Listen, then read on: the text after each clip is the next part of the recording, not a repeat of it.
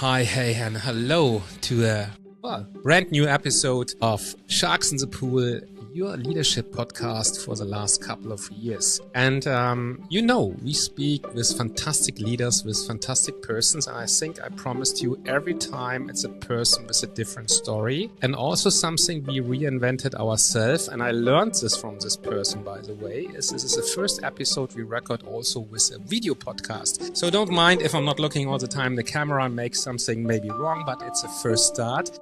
But what's still staying with us is about engaging with fantastic people. The person today, which I introduce you in a second, is for me exciting because she is a leader. She was a leader in a fast-moving industry. She came from finance background, moved into the CPG business.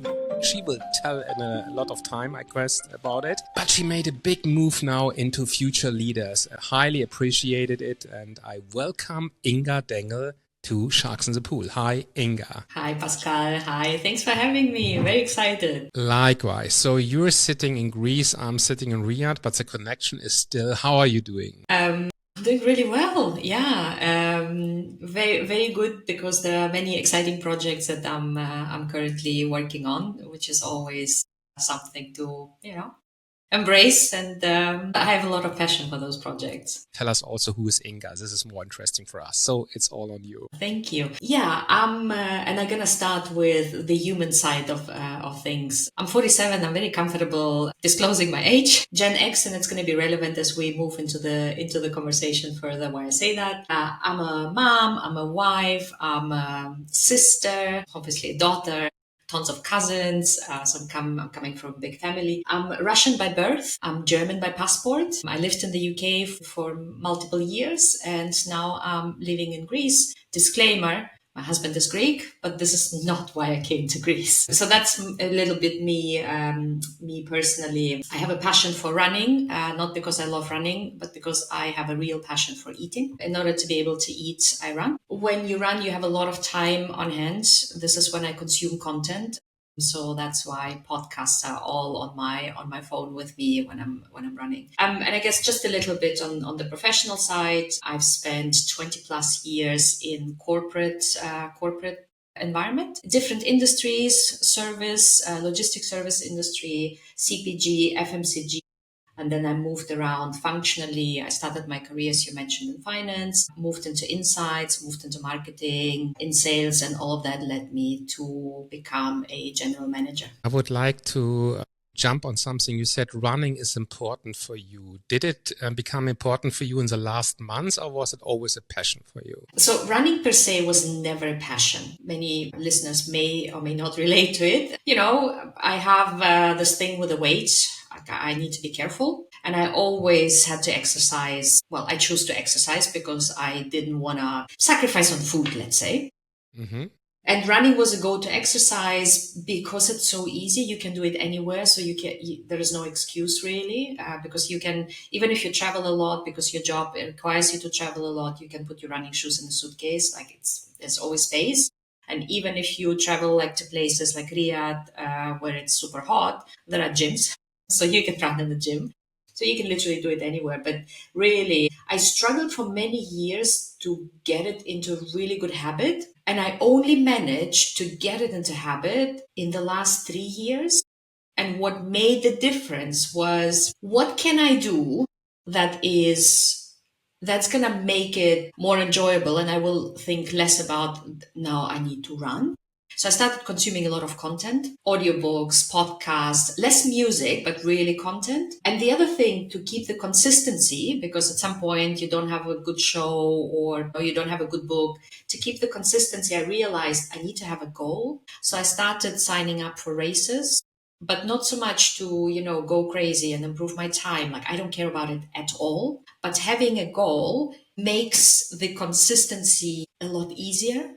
And that's how I kind of stuck with it. And now I can say, I'm almost tempted to say, I might enjoy it a little bit, because at the moment I'm injured and I'm working with my physiotherapist because I have a marathon coming up in Amsterdam in 2 weeks, and it's 50-50 whether I'm going to be able to run. He's very optimistic, but obviously he doesn't feel the pain I feel, and he's very confident that he's going to fix me up if I follow what he's telling me, which I'm doing. because I really want to run the marathon. So yeah, I think that's a little bit on the running side. Yeah, but this is also speaking about habits. What is your definition of a habit for yourself? How would you define it and how do you build it? I think it's more how you build it, right? Like a habit is something that you're doing repetitively, whether you enjoy it or not. I mean, some people are smoking and that's a habit. They're doing it repetitively and they don't need to put a lot of effort to, well, it's also an addiction, I guess. I think the habit, to establish a habit for something that is required and, healthy choices and physical activity is something that we all kind of aspire to, but it's really hard to establish it as a habit. And you need to find something. And I read it in one of those books. Atomic Habits, probably? Atomic Habits. That's the one. Yes, James Clear, I think, yeah. You have to link, if it is not something that you really, but it's more, it's good for you, it's the right thing to do, you have to connect it with something positive. So that was a little bit my hook. Okay, I really like consuming content, so I might as well go on a run and listen to the book. So I'm kind of killing two birds with one shot. And similarly, I do like to eat a lot. And I've been on a diet since I was 11. And it's the first time the last 3 years, I have not thought about a diet. I have not thought about how much I'm eating. I was just enjoying as much as I thought I need. And by introducing running into my routine and making it a habit, I basically didn't put weight. And it's the first time that in 3 years, I have not put any weight.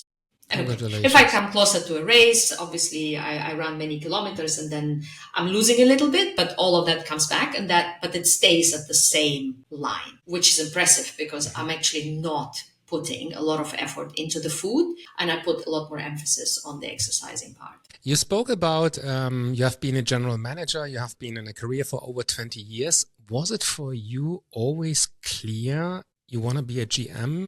General manager, someone who's leading a huge team, or did this evolve over time? It evolved over time. So funny enough, I was out with a friend yesterday and we were talking about, she's similar age, she's a GM in Greece for Ferrero, and just saying, 20 years ago, I didn't know what I wanted to be. Like, I didn't know what's going to be my career path. You kind of stumbled into it. And then as you were moving along, you discovered what you like, what you don't like. So when I started working, I was in the space.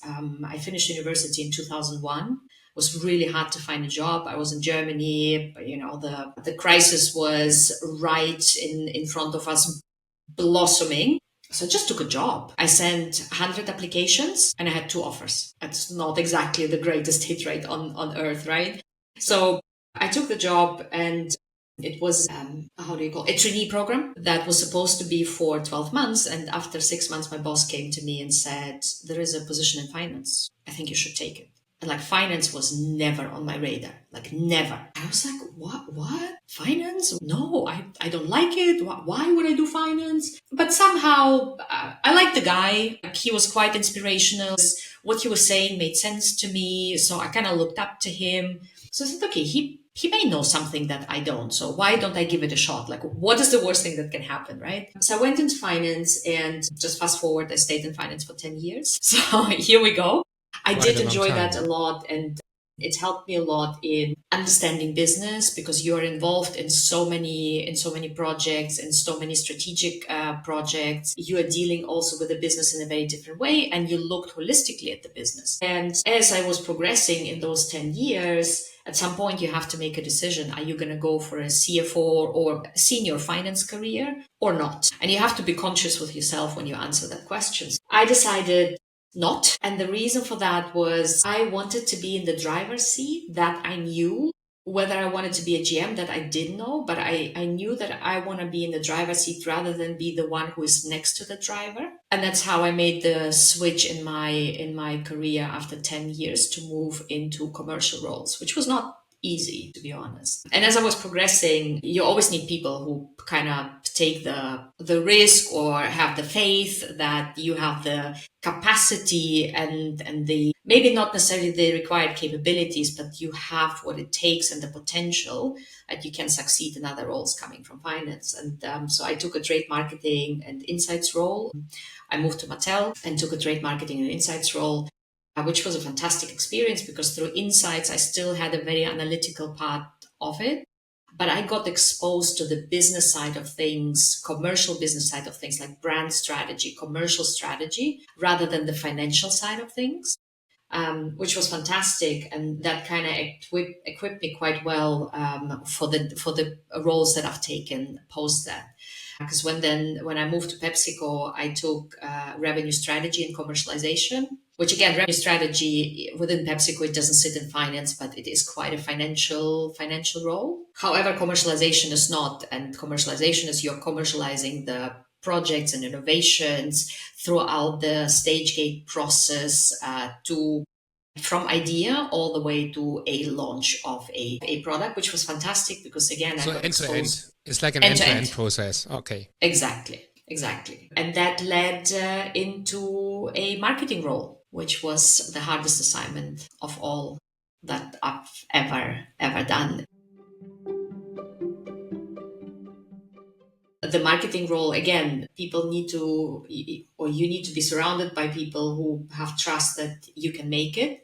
Because I moved into marketing relatively late and at the relatively senior stage of my career with a team that you manage without having the functional expertise. I felt stupid for the first 6 months. And I've never felt stupid in any of the previous roles for so long. So you also need to kind of, that was a good lesson for me. How do you learn? How do you adapt? How do you ask for help? And how do you ask for help? How did you made it? You know what? I hope he doesn't mind saying that. So my manager back then, Carl, who is an ex-colleague of both of us, he was ex-P&G. And P&G has a very particular approach how they teach marketing. Very straightforward and most accessible from my experience as well, because that's how he was teaching me. And after a week in the job, I went to him and I said, I feel stupid. Like I'm going to meetings with agencies and I don't speak their language. Like I have an opinion. Like we're talking about key visuals, we're talking about product concepts, we're talking about communication concepts. Like I have an opinion and all of that is intuitive, but that's fine. I can keep that, but I need to learn the marketing code. I need to speak DNA. that language. So what we did is we blocked out time from 8 to 9 in the morning, and 8 to 9 because 9 o'clock most of the meetings would start, the day would start, people would come in. So from 8 to 9, I was reading a binder that he gave me on all there needs to be learned about marketing. And then I was coming into the meeting with him. I was asking questions. He was quizzing me. He was challenging me, and he was putting the perspective of PepsiCo. What does it mean for PepsiCo? What is it that we are doing in this area with PepsiCo? You've heard about that. This is because of that. And now you understand the why. So we did it for quite regularly for 3 months. And then the meeting started becoming less and less. And that's how he knew that I'm okay. And I knew I don't need them anymore because I'm okay. But that period, more or less of 6 months, was quite, yeah, you are out of your comfort zone to such a large extent that because you don't know the function. And that was very different when I moved to sales. So after my marketing assignment, I moved to sales, and I thought, apologies to all the great salespeople out there, that was really easy to learn because there is not so much of a functional expertise required. You need to be obviously really, you need to be smart. You need to learn a bit the negotiation skills, and not so much negotiation skills per se, but lack of better word to say, put it as skills. How do you behave? And you need to role play it a little bit, but you always have colleagues where you can describe a situation, and because it's very situational, depends on the context and what's happening and how fierce are the buyers and all of that. So it's easier to learn and to get access because there is no any specific language that you need to speak. It's less processed and less, what's the right word to describe it? I It's will not really remember a it. process. I would say, from my view, going in sales means you're showing up. You are not scared of people because you're going to Exactly. customers who scream at you. Some say you're a shitty supplier. We go to Coke. We go to another company. But I think you need to show up. This is, I guess, the biggest asset I think you need to have as a good sales guy, right? I 100% agree. So aside of being smart, like that's the foundation, right? You need to be a really decent human being to be able to collaborate with customers, but you also need to have quite a bit of resilience because you hear no a lot more often than you hear yes. You hear complaints a lot more often than you hear, well, this is great. So you kind of have to be able to filter a lot of things that are negative versus a lot less positive. And you have to embrace the positive a lot more and make them for yourself a lot bigger so that you have a good balance in how you view success as a salesperson. So I enjoyed that a lot. And I think from marketing to sales, this is where I kind of was clear that I do want this to end in a general management position, to have end-to-end responsibility for a business. And probably that position, transitioning into that position, was the easiest and the most relaxed. I mean, that sounds weird, right? Transition I've ever had. Because on day 2, I felt not stupid. This was because everything fall together, I would say, right? Yes. Everything you learn over the years.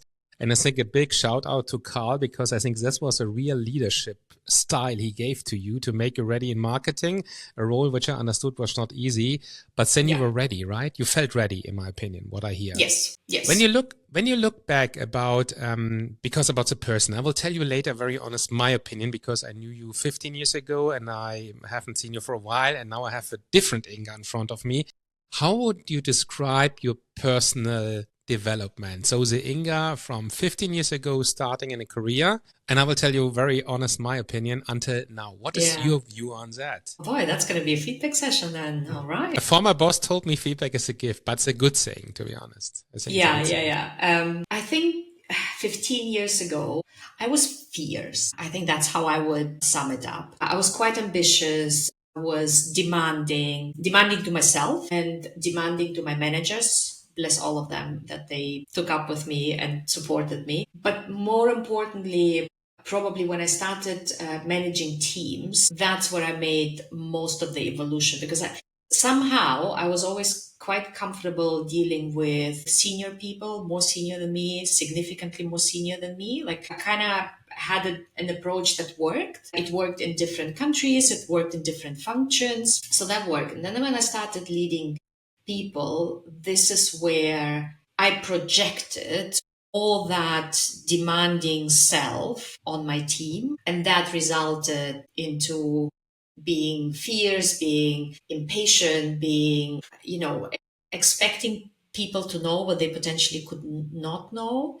And over time, it probably took me longer because people were also, because I was so fierce, were probably not giving the feedback that they should have given me, to tone it down and to moderate myself a bit more, and to not show my frustrations as much. I think that sums it up quite well. And I still to this day, obviously experience and maturity helps a lot along the process, right? And there are people who are giving you feedback, and you start to process things, and you start to try to moderate yourself in a way, and you start to work with mentors where you can address specific things. So for me, there are some things that trigger me, and I know, like, I can feel how it's coming up. I can feel how I cannot control it. But for that example, awareness.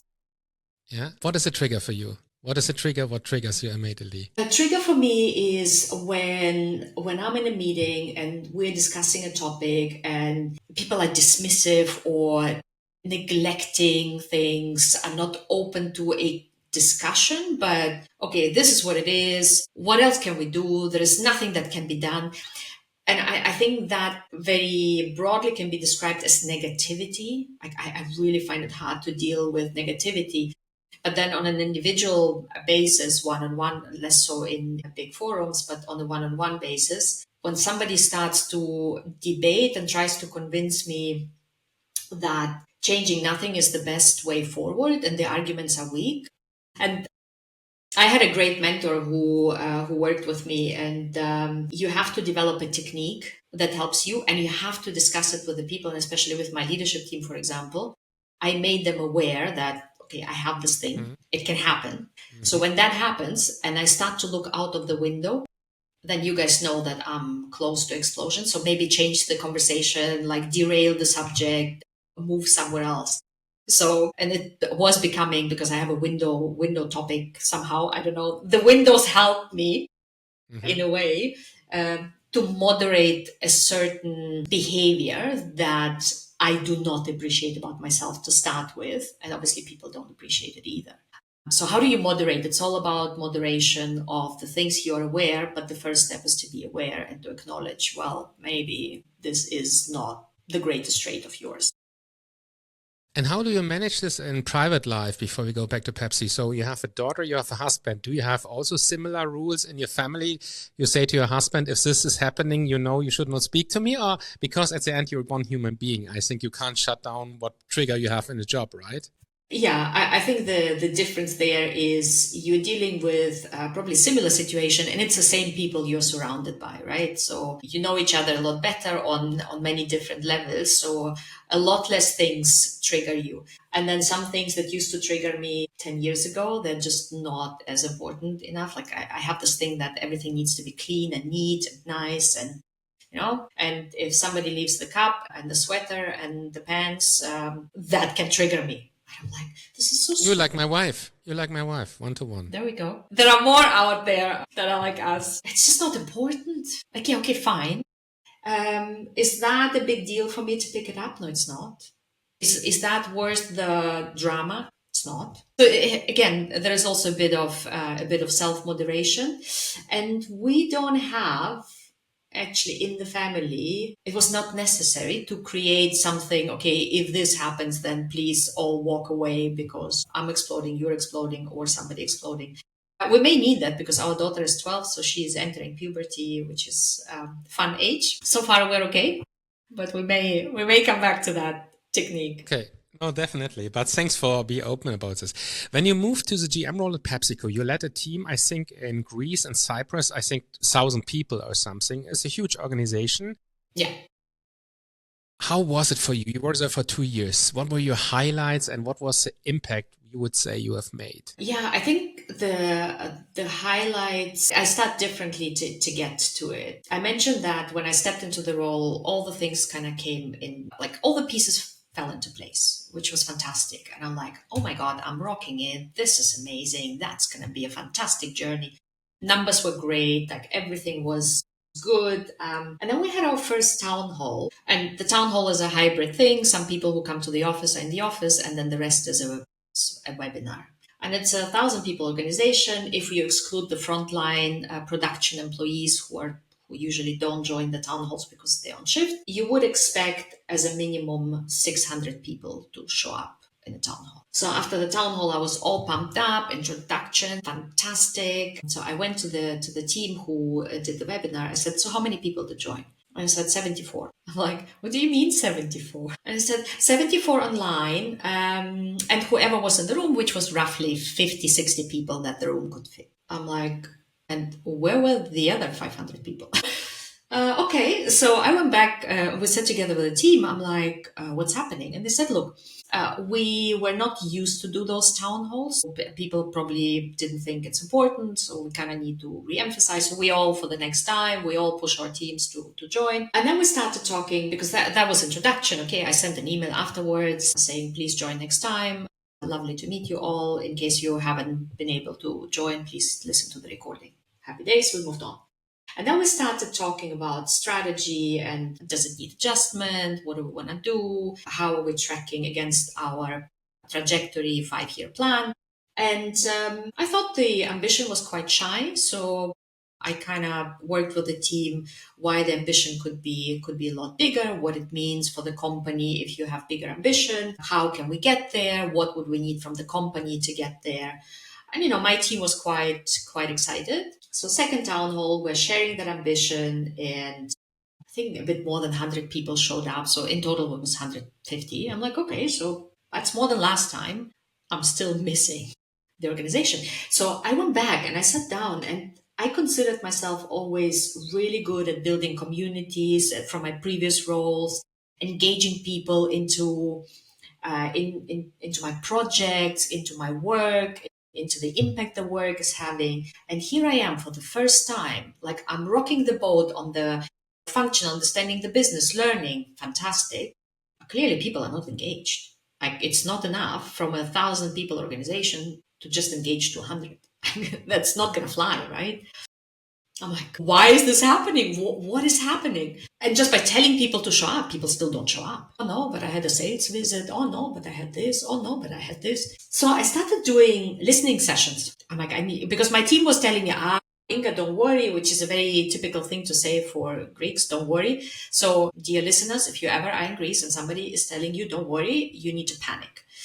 But that I didn't know back then. So they're like, oh, don't worry. I'm like, well, I'm not worried, but I am. So I'm going to do listening sessions. So I started doing listening sessions and I realized how disconnected the people were from me and my leadership team, which was one realization. How is my leadership team spending time with the team? Number one, how is the information cascaded to the teams? Not a lot. What do people know? What do people understand?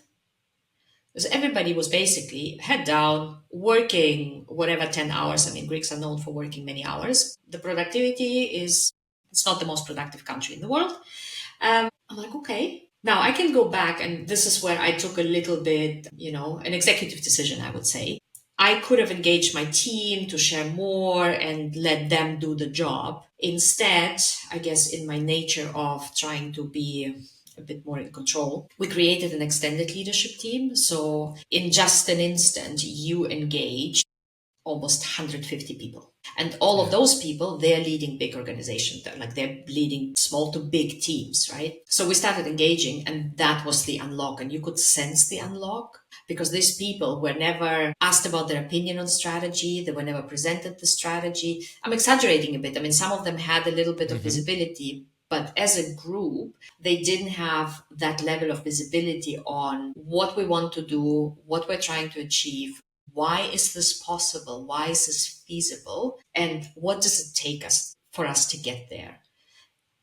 And it's like somebody, unleashed something, and those people, they are obviously multipliers in the organization in a much bigger magnitude than, my leadership team just talking to the direct reports, and then they need to cascade, and then they need to cascade. So that was a big learning for me. Aside from the you have to deal with new country, culture, massive organization. And I almost didn't think about that this may be an obstacle for me because I considered myself really good at engaging and, igniting and all of that. And then I hit that bump and it was like hitting a wall. I'm like, why is this happening? I usually am so good at it. So yeah, that was a big adjustment for me to go through that process and to understand why is this not working here? Why did it work everywhere else? And how many people have you engaged later? So in the beginning, it was 10% of the organization. And your last town hall, how many people have been attended? Do you have it in mind? I don't have it in mind, but it was above 300. Which is huge. I mean, coming from 75 plus 50 in a room, so it's times 3, right? And there was a small caveat to that. So usually we were always doing the town hall kind of midday-ish, like 11, 12 o'clock. And again, in those listening sessions, I had some sales guys and they were saying, because I did ask the question, why are you guys not joining the town hall? Like, is it not interesting? Are you not aware of it? Like, you don't care?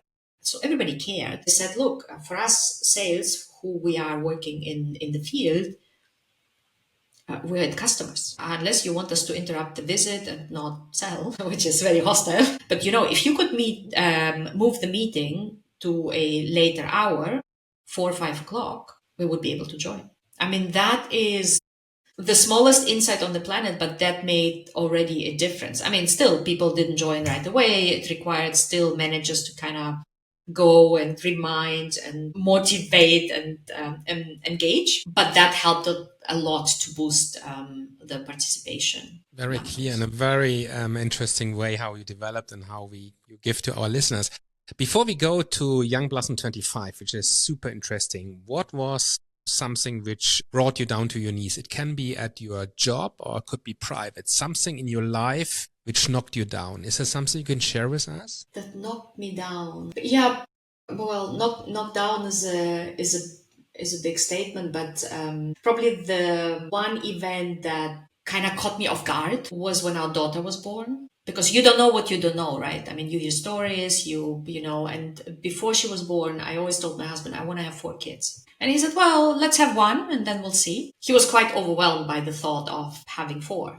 I said, no, I want to have a big family. And then our daughter was born. According to my midwife, it was the easiest birth on the planet. I thought it was. I still remember it. And whoever says, you forget about it, like I still vividly remember it and it doesn't go away. And it was an easy birth, apparently. And then she was an easy kid. She was sleeping a lot to the point that she was not waking up for food. So you had to wake her up for food. So there was a lot of friction at the beginning as she was testing her boundaries already as a baby. And then as we overcome this and the whole phase of her not speaking and just, the crying, and she was not a crying baby at all. Like she was such an easy baby. So 6 months later, my husband said, so where are we on the other three? I'm like, I don't think I can go through that again. And that phase, I don't know, like, how do people do that? And then my husband was saying, oh, but wouldn't it be nice that she had a sibling? I'm like, well, wouldn't it be nice that we raise her to a really good person and she's going to have friends? That is also an option, Yes. right? So we kind of didn't go for another one. And also the history of that as well is that I had 2 miscarriages before our daughter was born. And then I had one more miscarriage after that. This is where we closed the chapter and we said, you know what, Yeah. maybe this is. But the change having a kid, how I imagined it versus what it was 2 worlds. And that challenged me a lot at the beginning, but it enriched equally me a lot as well. Yeah, but thanks for opening up and really, really appreciate it. So now when I got it right, you left PepsiCo for your new mission, which is Young Blossom 25. And before I hand over to you, I saw yesterday on LinkedIn, you make very nice posts. There was a young lady and you asked, what is an insight you should give to us? And she said, you guys need to scroll more on social media. So keep this in mind. I want to hear more about this, but tell us, what is Young Blossom 25, please? Yeah, Young Blossom 25. I'm in the process of exiting PepsiCo in November. And it is a little bit, how do we say in German? Smiling and a crying eye. That is weird, whoever doesn't speak German, right? It is bittersweet a little bit. I spent 12 years in PepsiCo and the company is going a bit through the change. And as a result, there were offers for me to move for another role to Geneva or Dublin, which for us as a family just doesn't work. So the job was fantastic to say the least, but it just doesn't work. And I was struggling a lot with myself and debating a lot with myself whether we can make it work. And at the end, we said we're probably going to suffer, and that will result eventually into the same outcome just a bit later with a lot more hassle. So that's why I decided to leave. And I always had a little bit in my mind as I started leading teams and having significantly younger folks around me. They were different, but you always tone it down and like, yeah, okay, they are this, they are this, they are the other. And especially the last 2.5 years where I was working with groups of Gen Z, really. I mean, they're not different. Like it's a whole new generation. And I started reading more about, generational gaps in workplaces. Why do we feel it so much more now than we felt it back then in our times? And it's all linked to how fast the world is evolving, how technologically the world is evolving and how those kids are growing up.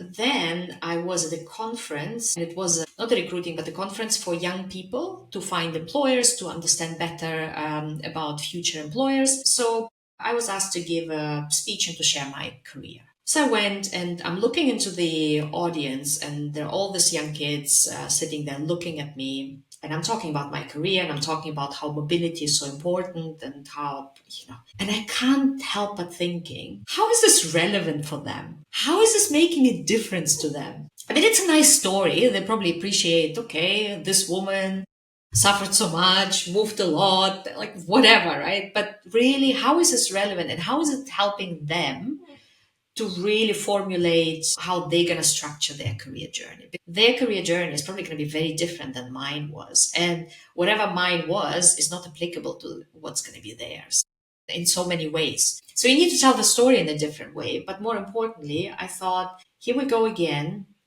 We, all the millennials, were talking at the younger generation rather than with the younger generation. And when even including myself, right, in any conversation, I'm like, they're so demanding. They want more money.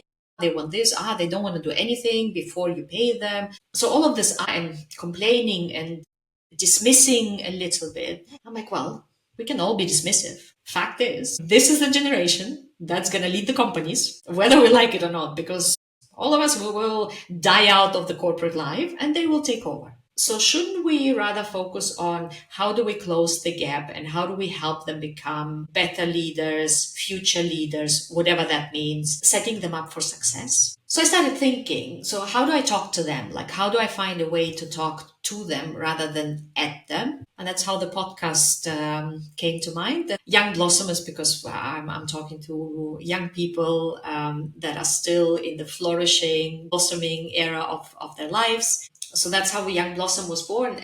The idea was growing and evolving and developing while I was still in PepsiCo. I just were able to accelerate to make it come to life because now I have the time for it, and I'm not rushing into my next adventure and next step in my professional career. So I can actually dedicate a lot more time to this. And that's how it came about. And what are your first learnings from the first interviews? So what I said, for example, one insight was scroll more on social media. I think this was a clear demand from one lady. Yeah, so I did have the hypothesis that we have a lot of misconceptions, but it turns out there are a lot more misconceptions than I thought. And it's related to they're leaving jobs because they get higher salaries. They're looking for purpose, and the companies cannot offer them purpose. Well, we don't understand what purpose means to them in the first place, and we're going to be surprised what they actually mean when they say purpose. Why they struggle and that they struggle. So we assume that for them, having endless opportunities and possibilities is such a blessing. Well, it is a bit of a blessing and a curse at the same time, because if you have endless possibilities and you don't know how to make decisions, what to go after, well, that can be creating quite some anxiety. And that's why this is also the most burned out generation, not because they're working so hard. I mean, some working a lot, but in our generation, we were burning out because we were working like horses. In their generation, they're burning out because they cannot cope with the anxiety of choice and opportunities. And how do I make the right decision? Am I making the right decision? They're constantly questioning themselves. Am I doing the right thing? Am I missing out? Am I good enough? All of that creates a lot of anxiety, which is impacting mental health. When they talk about leadership, they're very clear that they want to have guidance, like they want to have some framework to operate in. They do want to talk about how do you become a manager, like how do you start leading people or managing people, and they don't seem to get it. What they get a lot, what they say they don't need, is on the job training and managers spending a lot of time telling them how to do the job. You say, you know what, I can figure it out. Like I'm tech savvy. I'm very resourceful. Like I can source information that is needed. I can talk to my peers to learn. So all of that is not a problem. I want you to talk to me about development, about how to become, how to set goals. Like how do I find my path? What is the path? I think there is also, which is a little bit of in between transition, companies trying to flex somehow because they understand they need. But then you take away the clarity of how do you build a career? And the absence of clarity results into more anxiety. So we're actually contributing at the moment to already existing anxiety. And then when we assume that they leave because they tell us in an exit interview, I'm leaving because there is a company and I get more money. Well, that's the outcome. That's the end result of something that they went through. And as a generation, they spend a lot more time. They start spending a lot more screen time a lot earlier than we did. As a result, they spend less time on playgrounds, on socializing, where they learn critical skills such as conflicts, such as confronting and facing a difficult situation. So if you don't learn that skill, what happens in workplace? Well, you enter workplace, and if something is uncomfortable, I don't know, you go through restructuring, you go through a change, and you're not very clear what's happening. Instead of addressing it, they go silent. They process it with themselves. So it's uncomfortable. I don't want to face it. Hey, there is somebody offering me more money. I just gonna go with that, hoping that this is gonna be better. And then the last one is also that they grew up with parents who have been made redundant. So if we demand their loyalty and we complain that they're not loyal, well, we created that. In the first Why? place. Because we don't reward loyalty, really. I mean, we're okay for good people to stay long, but if the time comes where we need to make tough choices, the good people will also be impacted as much as the bad people. So Correct. whether you're loyal or not, at some point, it may come the day that you're going to be made redundant. And that for them, why should I bother then building loyalty? Okay, so for as long as we're together and I'm enjoying it, that's fine. But if somebody else comes and gives me more money, I mean, we're talking entry level positions, right? They have to pay the bills like we do. So of course, and our reaction tends to be a little bit, oh my God, they're not learning, they're not, and it's not black and white. Like, there are people who are hopping and changing every year, every 6 months. That's obviously not helping the learning process, but it is a lot more nuanced than we often make the assumption that is. And that, the few, in relative terms, conversations I had. We launched our third episode today. I had tons of conversation. Interestingly, not all of them are super excited to come on the podcast. They're quite private. Interesting. I would love to share my thoughts. I would love to share my view. They don't want that. They don't want that. They don't want to come on the podcast. I like Interesting. I prefer to, to stay anonymous, to, I don't know, maybe I say something stupid. Also, a lot of insecurity. And regarding insecurity, I have a question. Is this generation, you are an X, when I understand it, like me, I would say the X generation was corporate world, not an entrepreneur, not a founder. It was not even on a table. And it was very much what my father said I followed. And the same was in hierarchy. When there was a director, a GM, I followed it very much. Is it fair to say that Gen Z and maybe the alphas, the smart they are, they're great in a lot of ways, but they're too soft educated from their parents? Because I have no kids, but I hear a lot of parents telling me their kids are brilliant. They do this, they do this. In my world, I was clear showing this is what you can't do. So is it a softer generation which is struggling, or? I think so. I mean, I'm a parent of a Gen Alpha, right? And whatever hardship we went through, kind of think, you know what? Why does she need to suffer through it? Like, we as parents make the kids what they are. And now we can complain about it, but, we are contributing to what it is. Yeah, there are a lot more protected. There is a lot more facilitation for them than there was for us. There is a lot more, when you think about 20 years ago, you were sending your 6, 7-year-old kids to the playground alone, and they were figuring out, they were finding their way home. That doesn't happen anymore. So all that protectionism, you need to organize play dates. So everything is facilitated. And I had literally, my daughter came to me, she's turning 12, and she said, Mommy, I want to have a play date. Can you please call the mother of my friend and organize it? And I asked her, I'm like, you have a phone. You're texting with that friend all the time. Why can you guys not organize? I was like, no, but that's what you always do.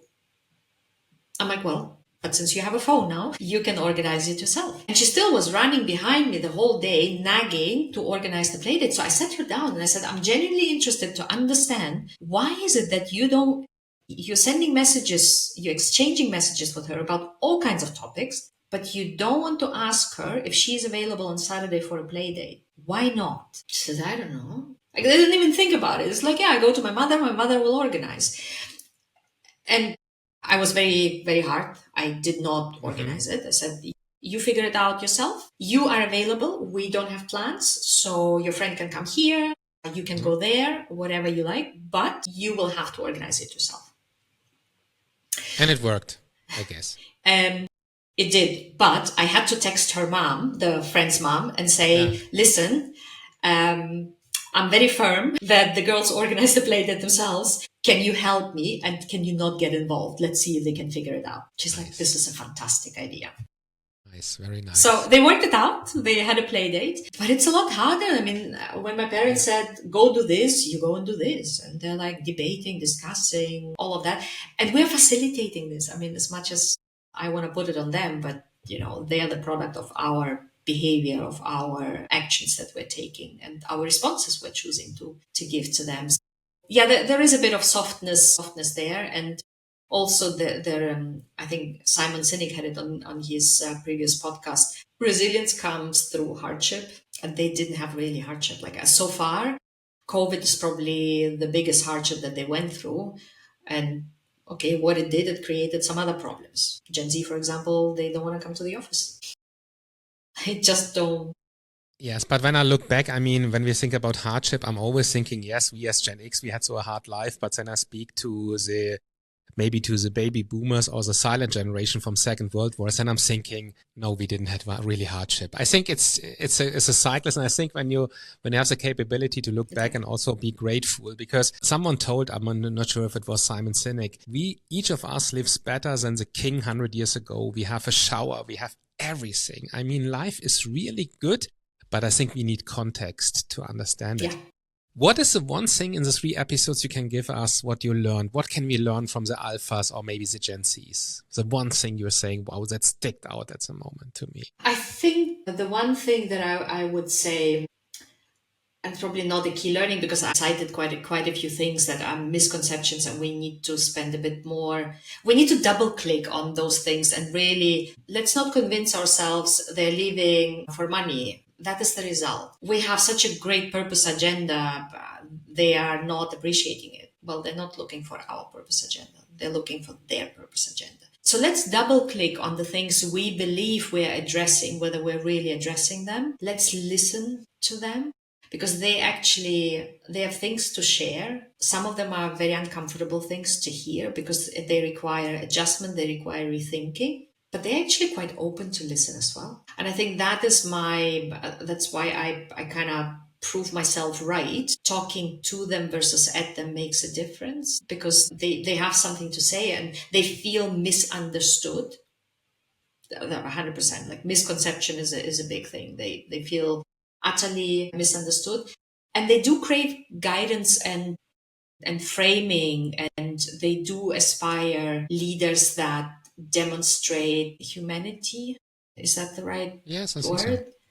Like they appreciate if somebody is actually spending time with them, because usually people just don't bother and judge. They appreciate if they're not being judged but respected. And when I say that to myself, I'm like, well, like any other generation, like any human being, right? So how come we're so judgmental with them? Uh, if they invite you to scroll more, it's not so much for the content. It's more, this is what we are faced with. This is the mountains and mountains of stuff that we're exposed to, and we need to moderate ourselves. I had somebody, he was not open to come on a podcast, but he said, I am utterly distracted by my phone. I know it. I'm like, so how do you help yourself? If I have a task that requires my full attention, like I'm at work and I'm working on a project, I turn off notifications, or I put the phone in a bag and turn off the notification so I don't see it and I don't hear it.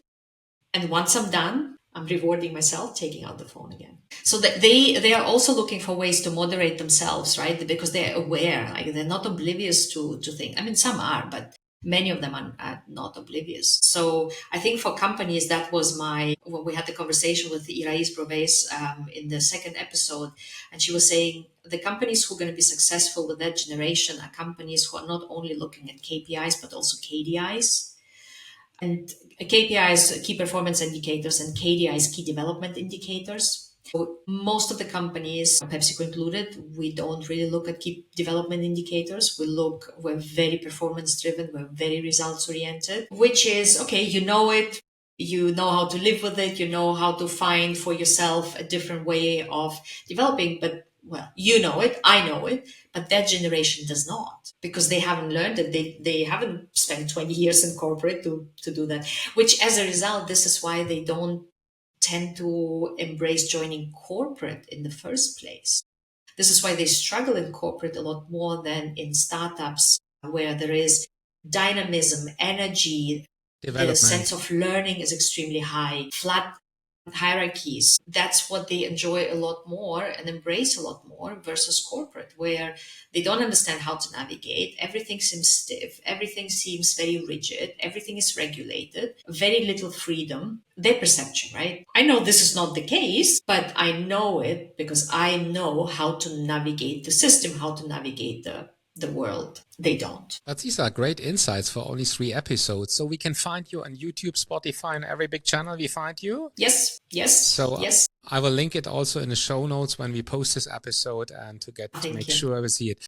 So last questions before we finish. When was the last time you did something for the first time? When was the last time I did something for the first time? I think it's when I stopped working at PepsiCo. The other passion point that I always had, or knowledge gap, I should say, is anything related to AI. And I started, like as bluntly as it sounds, I started taking classes, AI classes, to start to dissect the world of AI for myself. Because every time people talk how important AI is and how AI can simplify your life, I hear that. I don't understand what that means. Or maybe I understand what that means, but the how and what is out there, how do you use what's out there, what do you use what for, like that to me is still a jungle, to be honest. So I started doing courses to dissect that space for myself, and also started thinking what implications will it have on the future of work.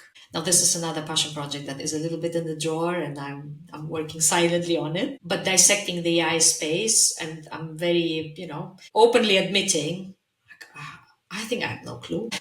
I literally have no clue. I mean, conceptually, I understand it, but really in depth as to how can I simplify my life, like how can it help me beyond ChatGPT? No, but this is very good. You're doing it. And it brings me back to your concept when you started in marketing, where you said, I have no clue, but you had Carl who helped you. Hi, by the way, on the side, if you listen to the podcast. And now in AI, you figured out, I maybe don't understand it 100%, but I'm diving into it. It seems to be a similar pattern from you, right? Yeah. Thank you very, very much. Wow. When I planned this episode, I was thinking, oh, wow, 45 minutes maximum. But the conversation with you is super interesting, inspiring. And I think we spoke to a fantastic leader, a mother, a sister, a wife. She took us on her journey from applying for 100 jobs, but had a success rate of 2%, but still made it to the GM of PepsiCo in Greece and Cyprus, led a 1,000 people organization with all her knowledge. She made a lot of steps into sales, into marketing, was very honest about marketing when she said, hey, hell, I don't understand anything. But luckily she had a good senior manager who took her to her hands and helped her to improve, and super inspiring person. And I said already, I met her 15 years ago. And in my opinion, 15 years ago, she was the smartness like she is today, but she was super hard. She was never a backstabber, but you knew if something went wrong, she could really be in a hard way with you. And I see now a woman in a different way, in a different stage. And now after moving out of PepsiCo, a wonderful company, going into Young Blossom 25, speaking with Gen Z, speaking with the future leaders, super inspiring. And I hope you guys saw it exactly the same. And I maybe forgot all of it, but when I review this episode, I will see it again. Thank you so much, Inga, for showing up, for being honest, and for being so reflective and open to the audience. Thank you so much. Thank you for having me. Anytime.